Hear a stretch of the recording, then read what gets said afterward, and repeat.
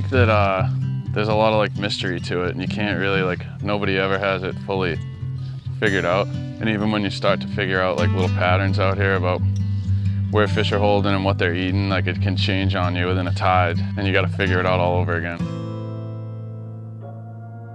Nature is in us all, but for some, it defines them. Whether it's untold stories in the backcountry or those exploring their own backyards, we are on the hunt to find those outliers, crafting a life around passion and experience. This is the Outdoor Outlier.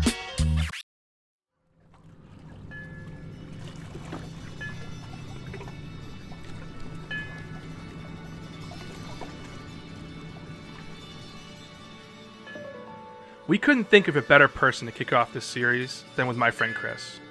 Chris is an avid outdoorsman, fisherman, fly fisherman, and musician. He's an exceptionally fun person to fish with, and we were extremely excited to get on the water with him and see what's been going on. Take your line, Steve. Those two stay on the dock. Yeah, if you're supposed to bow up, it will be golden. Colorado? Yeah, he's the guy who taught me how to fly fish. You got him out this year? Yeah, he came out in end of April. We're heading out of Plymouth to an area called Manomet. Manomet is a seaside village off the coast of Plymouth, Massachusetts. It's a beautiful area with summer homes, amazing beaches, and that kind of quaint little area you think of when you think New England. So we're snagging pogies and live lining them on the circle hooks. And that's most likely what we'll get a bite on, but we've also got some topwater plugs, these big goofy looking things called docks. When you can see them actively feeding on the surface, like blowing up bait, and you throw a topwater plug in there and they usually eat it. So that's the game plan anyways. Oh, it's a whale. Right there. This summer, something completely wild has happened. Some boaters, one in particular, got a spectacular scare off Manomet Point in Plymouth this morning when they came closer to a whale than they ever imagined. A humpback whale came up out of the water, landed on one of the bow of the boats. A humpback whale breaching the surface Sunday in what's called lunge feeding, reporting they're lingering for longer periods of time, too. Fishermen in Wales were in that spot about 300 yards off Manomet Point for the same reason, a school of pogies, which attract good fishing for the anglers and make good eating for the humpbacks. This place is a madhouse. Between the commercial fishermen, recreational, guides, and charters, people are saying this could be the biggest concentration of striper ever for this region, making the fishing completely out of control. I think the lobstermen are pretty fed up with this shit. A lot of people like cutting lines and stuff. Tyler, you want to try to start snagging some? Yeah, we'll go front. Wherever you want. In this area, we haven't really seen a bite like this for striper maybe ever. So what the hell's been going on? Just this crazy concentration of bait, of pogies that have been like sitting in this area for a couple of months, really. I mean, they've been like up and down the coast from Marshfield to Plymouth to Monday. This is the commercial fleet, really, for like the whole state of Massachusetts, kind of stacked up in one spot. Because there's a million boats here. I mean, how much? What is there? 500 boats here now? Yeah, close to it, dude. It's pretty ridiculous. 500, I mean, seriously. So it used to be like you'd see like if it was topwater in the fall run, you'd see boats like this, but not like this is August. This is like July, August, like usually kind of a slower time of and it's been mayhem. Oh, I just got a pig on top. Oh yeah, there we go. Tyler, can you grab that net and extend it? Yep. He might take a run once he gets close to the boat. Oh yeah, he's coming around. Just let him chill for a sec. Holy shit, dude. Yep. Oh my god.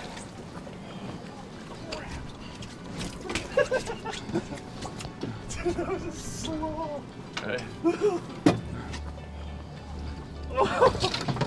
Dude, on light tackle, top water, are you kidding me? That'll do. On top too. Come on, hold it out a little bit. We got a couple rods with live pogies out, and this one ate something on top, just like thrown into a random spot. I wasn't even casting at anything, it was just blind casting. But let's probably let this thing take a drink here.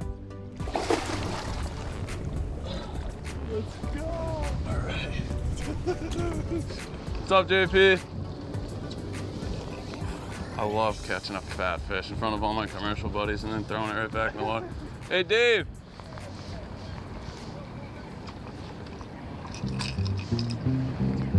I think some people teeter on a fine line between passion and obsession. Chris crossed that line when he completed what he called the streak. This meant that he caught a striper every month of the year.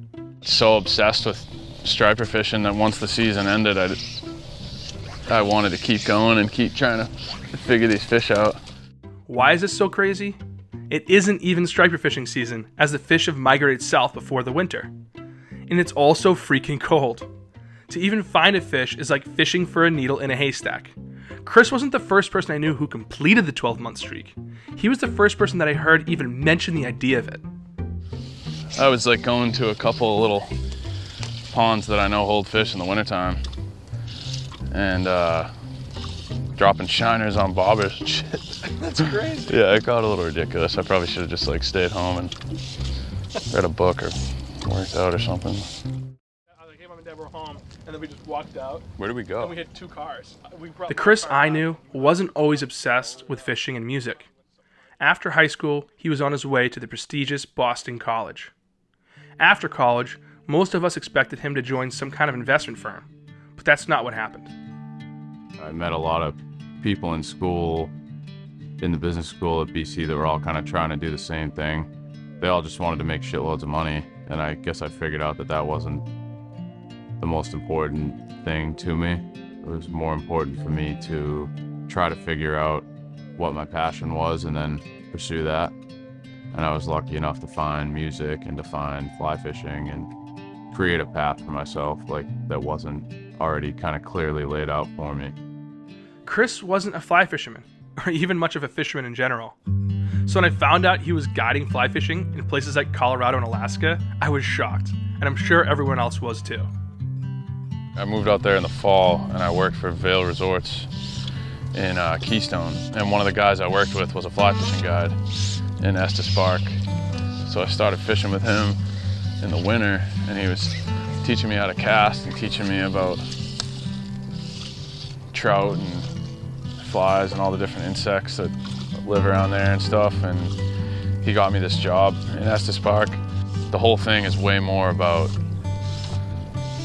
being able to interact with people and being able to relate to different kinds of people from different backgrounds and being able to manage a group and manage your time and keep people entertained. So I got pretty good at it and became a lead guide out there. Was that kind of a mind-bending thing for your family, or did they just say, oh, that's Chris? I was working at this super remote camp and my dad and his buddy came as clients, and then he was like, okay, like, he was like, not only do I get what you're going for here, but it just kind of changed his perspective a little bit. I mean, I think sometimes I get too consumed by like comparing myself to other people and to what other people are doing and trying to like bring my technical like fishing ability and my career to the next level like too quickly, and then I kind of lose sight of what I enjoy about it in the first place, which is just being outside and enjoying nature and enjoying the whole thing like in its entirety, I guess. Everything dies, baby, that's it back.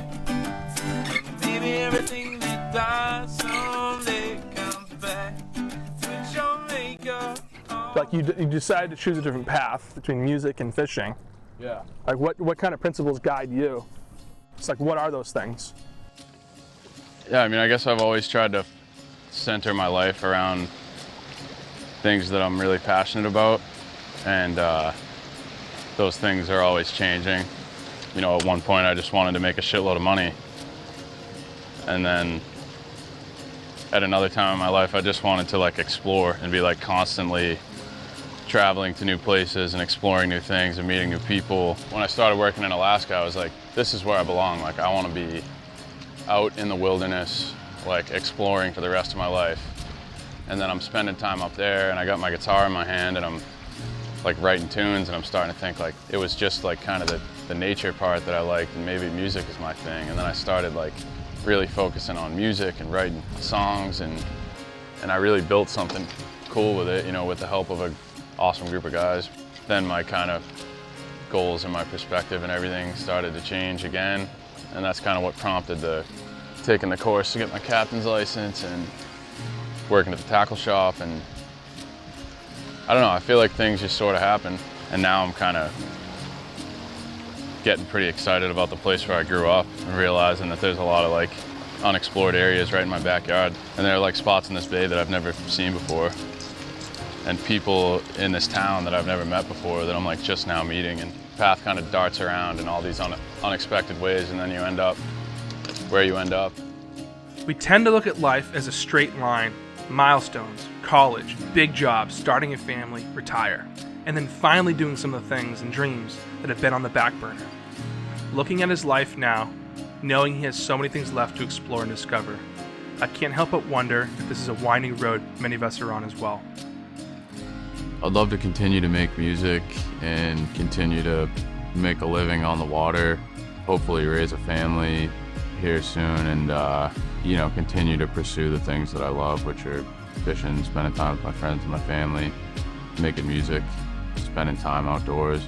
Even being out there this morning, like seeing the sunrise, or like looking out at the mountains when I was in Alaska, like it's close to some sort of a connection with something greater as I've ever had.